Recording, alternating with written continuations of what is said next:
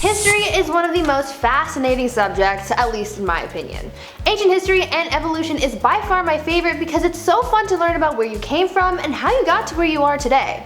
It's always a good thing to know about your origins as a member of this planet, and it's pretty fascinating too. You guys seem to have really enjoyed the first part of this video, and luckily there are more species of human and subhuman to talk about, so let's get into learning about the top 10 extinct human species you never knew existed, part 2. At number 10, Paranthropus Robustus. Let's kick things off with the genus of hominin that we didn't get to discuss in our last video. The genus Paranthropus was a group of now extinct hominins known for their robust skulls and distinct jaw shapes. Paranthropus robustus was one of 3 species within this genus and lived between 1.6 and 1.2 million years ago in southern Africa. These hominins were quite short compared to later humans, standing at an average height of 3'9" for males and 3'3" for females, so these guys were pretty short. This species was known for their chewing. Yeah, weird flex, I know, but the standards for excellence were pretty low 1.6 million years ago. Their teeth and jaws were specifically designed for eating tough fibrous foods, and their jaw muscles were very large and strong to make all that happen, hence the name Robustus. Other than their impressive eating abilities, not much else has been discovered about this species. No stone tools have been associated with Paranthropus robustus, however it is believed that they did use bones as tools to dig in termite mounds for snack time. At number 9, Paranthropus Boisei. Up next we have another species of Paranthropus, Paranthropus Boisei.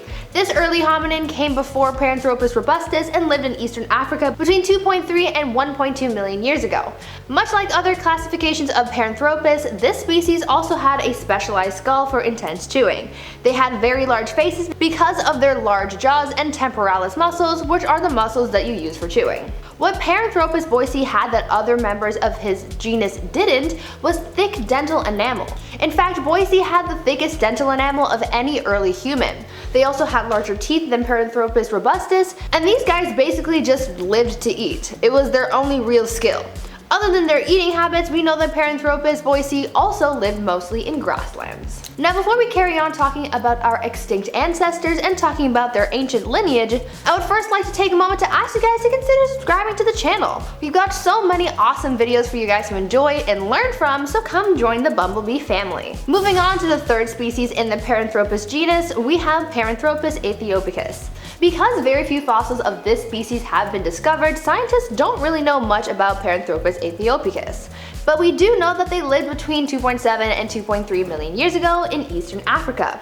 Like the rest of his Paranthropus pals, he was built to eat. The shape and size of this species' teeth suggest that they lived on a mostly vegetarian diet. Since we don't really know much else about this species, I'll instead tell you about what happened to the Paranthropus genus. Well, obviously they all went extinct, but funnily enough, they died off as a result of the very thing that they were designed for.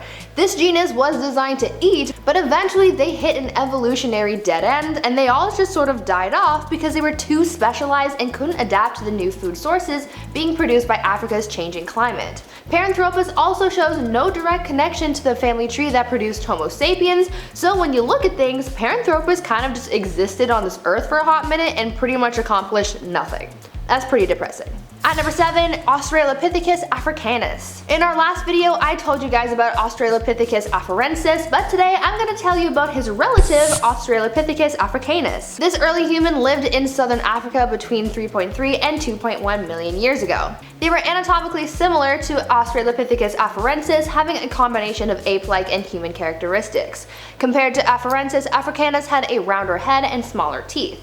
The remains of Africanus also indicated that they were adapted for walking around bipedally, but they were also adapted for climbing as well. For a while, scientists thought that Australopithecus was a hunter after finding bones near their remains that at the time suggested that they used bones as tools and weapons, but it was later discovered that it was predators like lions, leopards, and hyenas who were responsible for leaving those bones behind. Those same predators were also responsible for hunting down Australopithecus Africanus as well and making them part of their midnight snack. At number 6, Ardipithecus Ramidus. Ardipithecus, aka Ardi, was a genus of early hominin who lived about 4.4 million years ago in eastern Africa. Ardi's discovery was very important in the scientific community because the evidence that was gathered from the remains that were found indicated some pretty key information regarding the evolution of primates to becoming bipedal. The foot bones discovered indicated a large toe combined with a rigid foot, and this combined with a reconstruction of Artie's pelvic bone showed adaptations that combined tree climbing and bipedal activity. Artie's discovery also opened a debate that contradicted the previous theory that the origin of bipedality occurred in the open savanna, because Artie's fossils indicated that she actually lived in a wooded environment. Before this, scientists believed that humans started to walk on 2 legs rather than 4 as a result of the climate becoming drier as environments became more open and grassy. At number 5, Australopithecus. Australopithecus is one of the oldest early humans in our lineage. Auroran lived between 6.2 and 5.8 million years ago and was first discovered in 2001, giving him the nickname the Millennial Man. So far, 13 fossils have been found from 5 different specimens of Australopithecus, and so far what we know about this species is that they had teeth that were similar to modern humans, but more importantly that evidence from their upper femur suggests that they were bipedal, given the evidence of bone buildup found on other bipeds. This species was also able to climb trees, but this discovery was very exciting for scientists because this evidence showed that early humans started their journey of bipedalism so long ago. Because this species is at the base of the human family tree, it had more ape-like qualities than anything else, other than the fact that it was probably bipedal. So far, Australopithecus is the only species in the Auroran genus. At number 4, Kenyanthropus Platyops. Not much is known about this next species, but we do know that they had an early human companion back in the day, and that companion was Lucy, aka Australopithecus Afarensis. Kenyanthropus Platyops was a flat-faced, small-brained bipedal species that lived in eastern Africa about 3.5 million years ago during the time of Australopithecus Afarensis. Kenyanthropus could represent a closer branch to modern humans on our evolutionary tree, but so far there isn't enough evidence to fully support that hypothesis. Was first discovered in the late 90s in, you guessed it, Kenya. And when the remains were discovered, scientists saw that this early human's fossils featured characteristics that were previously unseen with any other human fossils. Though comparing the remains of Kenyanthropus and Australopithecus Afarensis, scientists noted that these 2 species had very different diets and therefore probably didn't have to fight for the same food source. So far, scientists don't exactly know how to place Kenyanthropus in our early human family tree because there isn't enough evidence, but some people believe that this species could be closely related to the Homo genus. At number 3, Australopithecus Sediba. The discovery of Australopithecus Sediba fossils in the Malpa Cave are one of the most complete early human fossil sets that have been found, and they give a lot of insight into the moment where the genus Homo evolved. This species lived between 1.97 and 1.98 million years ago, and some scientists believe that they are the bridging point between Australopithecus and Homo. Based on the size and shape of Australopithecus Sediba's teeth, chest, pelvic bones, skull, and legs, scientists have been able to pinpoint where certain Homo characteristics came from and when these features appeared. Evidence found in the remains of Australopithecus Sediba also showed that this species adapted to a different way of upright walking. Normally, we would see humans walking with their feet pointed straight out, but based on this species' remains, Australopithecus Sediba walked with their feet pointing inwards, with their weight put on the outer parts of their feet, showing that humans evolved on more than one path of walking. At number 2, Ardipithecus Kadabba. Ardipithecus Kadabba was a species of early human who resembled very closely to a chimpanzee but was also bipedal.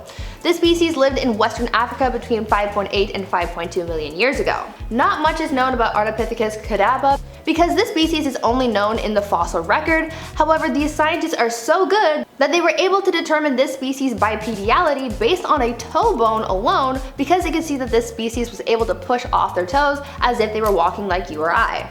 One of the only other things that we know about Ardipithecus Kadabba is that they had teeth that were similar to that of chimpanzees, but they were more narrow, which suggests that they were designed to eat fibrous foods. At number 1, the Denisovans. Now this species is probably the most mysterious of them all because we know that they once existed, but there's not enough evidence in fossil data to actually give them a scientific name. Most of what we know about them comes from DNA evidence. The Denisovans were a species or subspecies of archaic human who once lived in Asia. This species is what some researchers call morphospecies, which are, quote, a group of biological organisms whose members differ from all other groups in some aspect of their form and structure. Basically, these quote-unquote humans looked nothing like us nor any of our ancient human ancestors. All we know about the Denisovans is that they are different.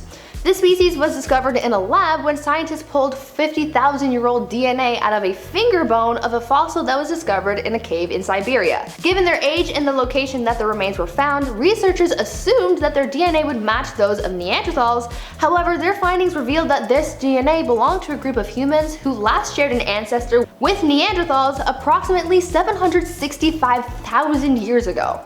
Other than this information, not much else is known about this population. If more fossils are discovered, then they may be granted the scientific name of Homo denisova, but until then, they remain a mystery to the scientific community. Now before I wrap up this video, I want you guys to tell me if you could travel back to any point in history, where would you go and why? I think I would want to travel back to ancient Egypt during the time that the pyramids were being built. Those things are so precisely made that I need to see firsthand how it was done. But how about you guys? Where would you travel to? Let me know down in the comments. Anyways, that's it for me. I've been your host, Bree Room, and until next time, stay safe, make good choices, and stay sweet, bumblebees.